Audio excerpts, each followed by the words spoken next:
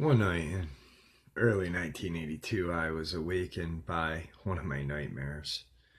I found myself unable or just unwilling to fall back to sleep and decided to turn on the TV.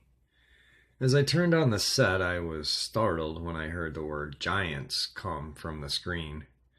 The televangelist was giving a sermon and he said, "There were giants on the earth in those days, and also after.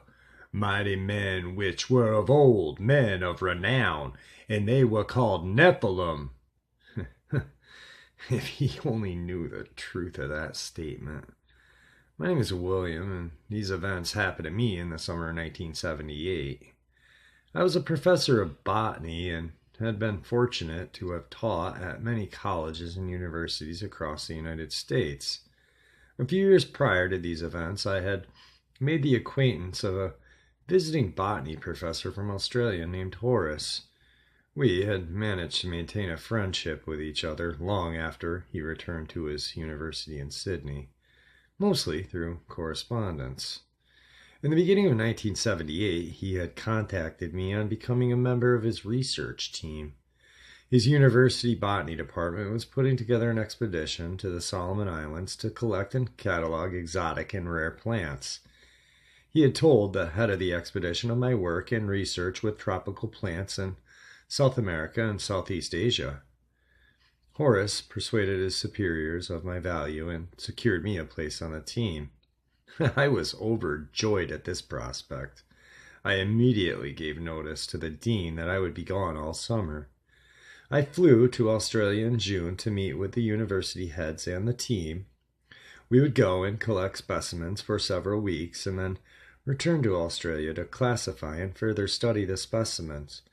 This would culminate in writing of a report and several different scientific papers for publication.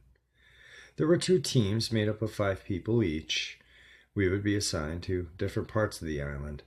My team consisted of Horace, Jameson, a professor from New Zealand, and the world-renowned professors Dirksen and Lake from England. It was during the second week of our expedition that the 2 professors from England had fallen ill, as a result of eating spoiled tinned meat paste that they had brought along with them.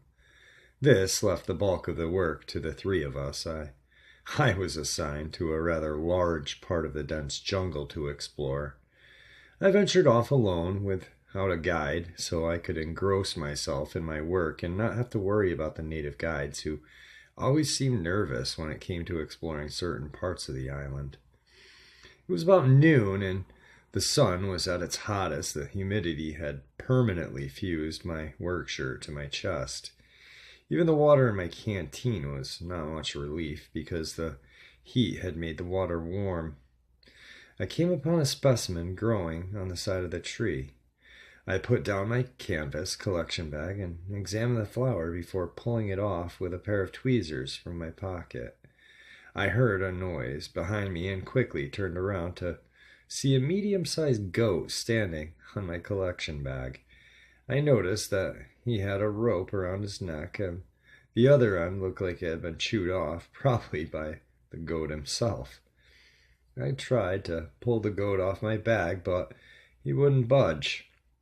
I finally had to wrap my arms around his midsection and pick him up to move him to a side. He let out a loud maw and went running down the jungle. I continued to collect other plants around me, occasionally looking up to see my goat friend walking further and further away from me. The goat finally came to a small clearing about a mile or so away and proceeded to eat a small cluster of plants near a base of a very large tree. As I looked at the goat eat, I noticed a large, shadowy figure lurking from behind the tree line, slowly approaching the goat from the rear. It seemed to be a dark-skinned native wearing nothing but what appeared to be a loincloth. He must be a local hunting in the jungle for his dinner. Must be his lucky day, I thought. That goat will make a hearty meal for him and his family, probably feed him for days, maybe even weeks.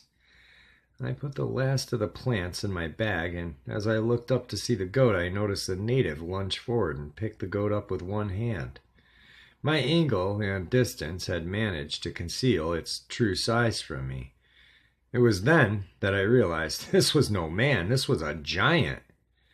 I jumped behind a tree to conceal my presence. I must have stood at least 20 feet tall as the surrounding trees. His long hair covered his eyes and draped over his shoulders. He had a very wide torso and pronounced cheekbones that gave his face a drastic, otherworldly appearance. It had long arms and long hands like an orangutan. It was malformed or misshapen like a dwarf, only enormous. I peeked from behind the tree, trying hard not to be spotted by it. I could see that the goat kept trying to move out of its grip. The goat began to let out louder and more desperate sounds. The giant briefly brought his hand, which held the goat, to its face. Then in one swift motion he extended the arm and swung it to the right, where I heard a cracking sound. When the goat's head hit the nearby tree, it went limp. The top of the giant's hands were covered in blood, and I felt like vomiting at witnessing such a brutal sight. I covered my mouth with both hands to keep myself from screaming. I saw the creature begin to walk toward the tree line when, without warning, he suddenly turned his head and quickly, as if he had saw or heard something. I ducked behind the tree once more, then was startled by a sound that I can only describe as an elephant's call. I peeked around the tree to see the creature facing the tree line. He leaned his head back and emitted a similar call. It then walked into the jungle and disappeared from sight. I just stood there for several minutes before I could even move. I don't remember how I got out of the jungle. I just remember reaching our camp and asking to see a doctor. I didn't tell him what I saw for obvious reasons, but he said I was fine and didn't show any signs of yellow fever or dehydration. There was nothing that would have led me to have hallucinations of any kind. For the rest of the trip, I was noticeably distracted due to what I have experienced. Upon returning home, I tried to put the experience out of my mind and tried to deny what I had seen as real. I buried myself in my work and never spoke of the encounter to anyone. On occasions, I would have nightmares regarding the creature, involving me running from it in some cyclopean maze-like city. Some dreams would end with the creature grabbing me and beating my head against the tree, as it had that poor goat. In December of that year, I began to research the myths about giants. I spent several weeks in the university library just reading many stories and legends from various cultures regarding giants.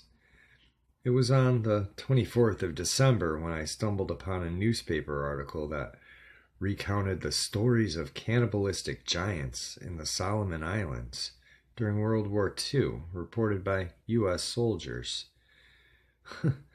For the first time in months, I felt sane.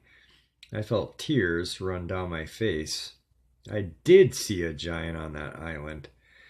I truly did not know whether to feel good that I had the proof of other encounters aside of mine, or to feel terrified that such monsters existed and still walked the earth.